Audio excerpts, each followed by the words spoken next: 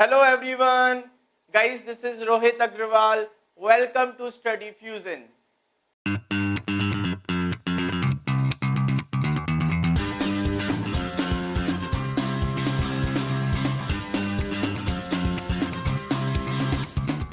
Students, आज हम समझेंगे इनपुट टैक्स क्या होता है, आउटपुट टैक्स क्या होता है और टैक्स लायबिलिटी क्या होता है। चलिए एक एग्जांपल लेते हैं इसको समझने के लिए।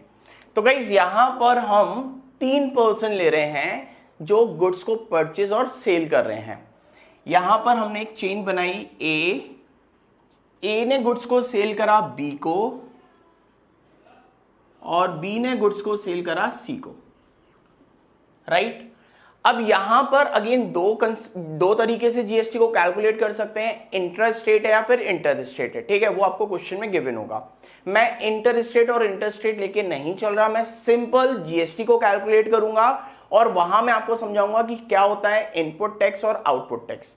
गाइस सपोज करिए ए ने बी को एक आर्टिकल सेल करा 5000 में,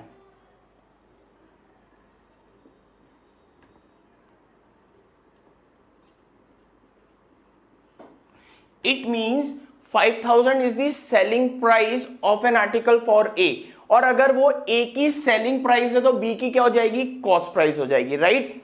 अब बी उसी आर्टिकल को फर्दर सेल कर रहा है, सी को प्रॉफिट पे सेल करेगा। यहां पर हम लेट कर लेते हैं कि उसने गुड्स को सेल करा है 6000 में, 1000 रुपीज प्रॉफिट में उसने उसको सेल करा है, यानी कितने में सेल करा होगा, 6000 में। तो यहां पर हमें सबसे पहले चीज याद रखनी है कि हमें पता होना चाहिए कि आर्टिकल कितने में सेल हुआ है, सेलिंग प्राइस पता होनी चाहिए। रीजन क्योंकि जो टैक्स है वो हम किस पे कैलकुलेट करते हैं, सेलिंग प्राइस पे कैलकुलेट करते हैं, ठीक है। अब गाइस यहां पर 5000 क्या है, 5000 is the selling price of an article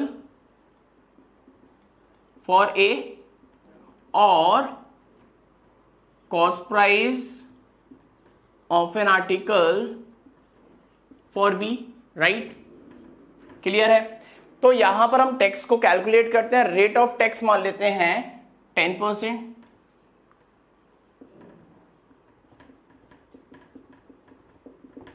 तो गाइस जब ए बी को सेल करेगा आर्टिकल 5000 में तो वो क्या करेगा, उससे टैक्स लेगा, ठीक है।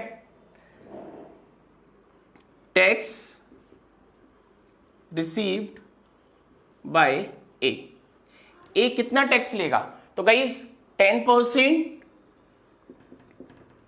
ऑफ ₹5000। याद रखिएगा मैं ये डायरेक्ट निकाल रहा हूं, जबकि आपको इंटर स्टेट या फिर इंटर स्टेट के अकॉर्डिंग ही जीएसटी को कैलकुलेट करना है। तो गाइस इसको अगर हम सॉल्व करेंगे तो ये आएगा ₹500, ठीक है। गाइस ये जो ₹500 है ये टैक्स रिसीव करा है ए ने, लेकिन this is tax paid by B, right. तो यहां पर हम इसको चेन में लिख लेते हैं, बी ने टैक्स दिया ए को ₹500, ठीक है। गाइस 500 किसने रिसीव करा है, ए ने रिसीव करा है, तो ए के लिए हो जाएगा आउटपुट टैक्स और बी ने इसको पे करा है तो बी के लिए यही टैक्स हो जाएगा इनपुट टैक्स।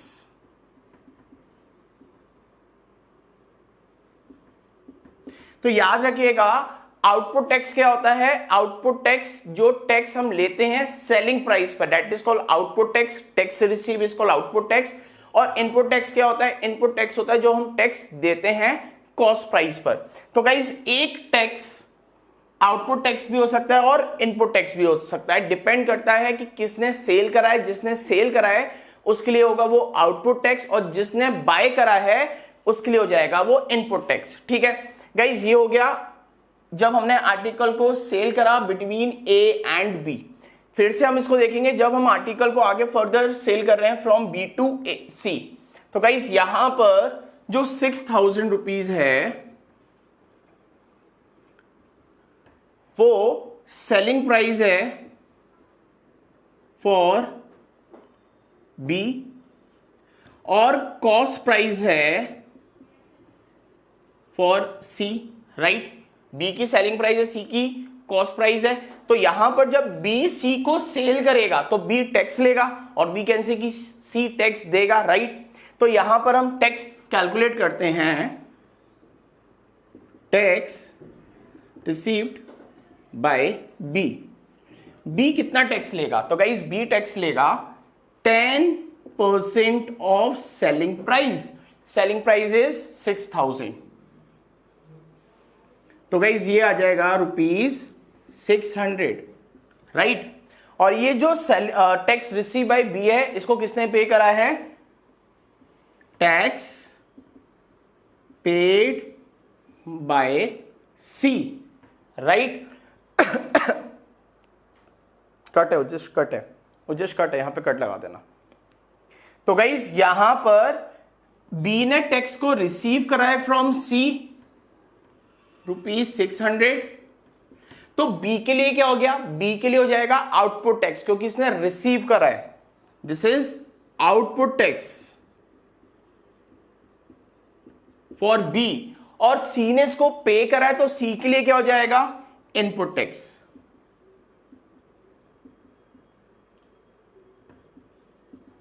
ठीक है, तो आपको समझ में आया आउटपुट टैक्स क्या होता है, इनपुट टैक्स क्या होता है। ठीक है, तो guys tax received by A is output tax, tax paid by B is input tax.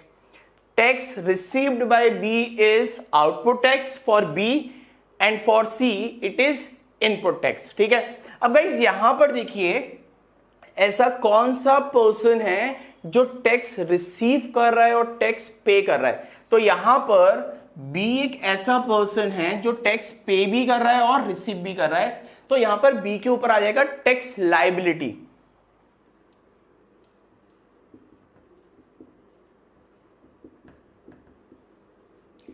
Tax liability क्या होता है? टैक्स लायबिलिटी होता है tax received minus tax paid, मतलब output tax minus input tax. तो ये फॉर्मूला है टैक्स लायबिलिटी का। और आपको देखना है हमें किसकी टैक्स लायबिलिटी निकालनी है, फॉर बी। तो बी का आउटपुट टैक्स क्या है? बी का आउटपुट टैक्स है ₹600। 600 उसने रिसीव करा है और इनपुट टैक्स है ₹500, क्योंकि उसने उसको पे करा है। तो यहां पर जो टैक्स लायबिलिटी होगी फॉर बी इज 100। ठीक है, तो गाइस जब भी क्वेश्चन आएंगे आपसे पूछा जाएगा इनपुट टैक्स बताइए for any person, output tax बताइए अगेन फॉर एनी पर्सन, और टैक्स लायबिलिटी बताइए। ठीक है, अब गाइस यहां पर एक क्वेश्चन और आता है, what is the output tax of C. C के लिए आउटपुट टैक्स क्या है? तो क्या सी ने आगे फर्दर सेल करा है? नहीं करा है, इसका मतलब सी टैक्स रिसीव नहीं करेगा। तो आउटपुट टैक्स क्या हो गया सी के लिए? 0, क्योंकि सी ने आगे फर्दर सेल नहीं करा है। तो आउटपुट टैक्स हमेशा कब कैलकुलेट होगा? जब हम गुड्स को सेल करेंगे और टैक्स रिसीव करेंगे, तब वो क्या कहलाएगा? Output tax. ठीक है, तो guys this is the concept of input tax, output tax and tax liability. Guys अगर आपको ये वीडियो पसंद आई हो तो वीडियो को लाइक करना, शेयर करना, कमेंट करना मत भूलिएगा। और अगर अभी तक आपने चैनल को सब्सक्राइब नहीं करा है तो चैनल को सब्सक्राइब कर लें, साथ में बेल आइकन को भी प्रेस कर लें, जिससे आने वाली वीडियोस का नोटिफिकेशन आपको मिलता रहे। चलिए गाइस मिलते हैं नेक्स्ट वीडियो में एक नए क्वेश्चन के साथ, तब तक के लिए गुड बाय।